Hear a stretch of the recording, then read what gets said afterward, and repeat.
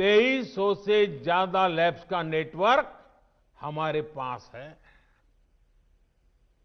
शुरुआत में हम mask, PPE kit, testing kits, ventilators जैसे जरूरी सामान के लिए भी विदेशों पर निर्भर थे।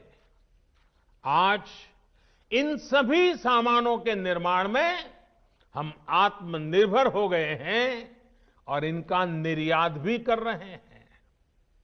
आत्मविश्वास और आत्मनिर्भरता की इसी ताकत को हमें टीकाकरण के इस दौर में भी सशक्त कर रहा है।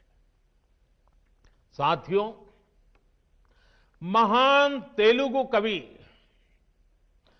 श्री गुराजाड़ा अप्पा राव ने कहा था, सौंत लाभम कौंत मानुको, सौंत लाभ कौंत मानुको, पौरु गुवाडिकी तोड़ू पाडबोय, देश मंटे मट्टी कादोई, देश मंटे मनुष्य लोय। यानी हम दूसरों के काम आए, ये निस्वार्थ भाव हमारे भीतर रहना चाहिए। राष्ट्र सिर्फ मिट्टी, पानी, कंकड़, पत्थर से नहीं बनता, बल्कि राष्ट्र का अर्थ होता है हमारे लोग।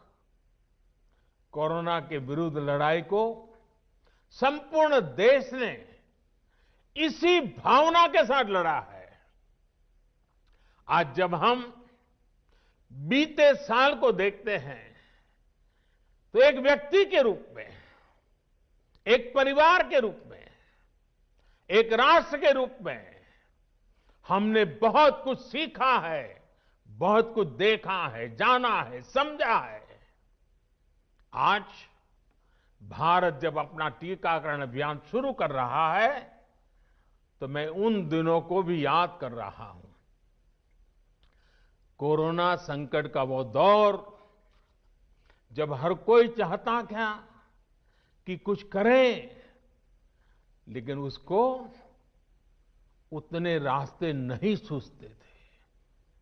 सामान्य तौर पर बीमारी में पूरा परिवार बीमार व्यक्ति की देखभाल के लिए जुट जाता है, लेकिन इस बीमारी ने तो बीमार को ही अकेला कर दिया। अनेकों जगह पर छोटे छोटे बीमार बच्चों को मां से दूर रहना पड़ा। मां परेशान रहती थी, मां रोती थी, लेकिन चाहकर भी कुछ कर नहीं पाती थी। बच्चे को अपनी गोद में नहीं ले पाती थी। कहीं बुजुर्ग पिता अस्पताल में अकेले अपनी बीमारी से संघर्ष करने को मजबूर थे। संतान चाहकर भी उसके पास नहीं जा पाती थी। जो हमें छोड़कर चले गए, उनको परंपरा के मुताबिक वो विदाई भी नहीं मिल सकी जिसके वो हकदार थे।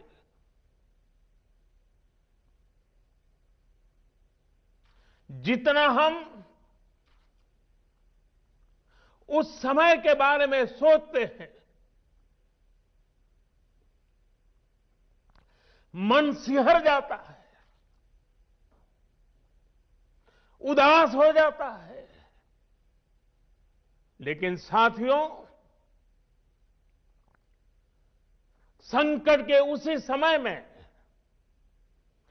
निराशा के उसी वातावरण में कोई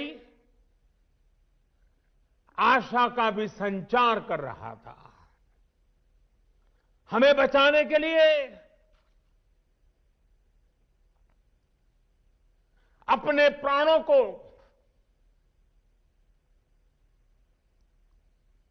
संकट में डाल रहा था।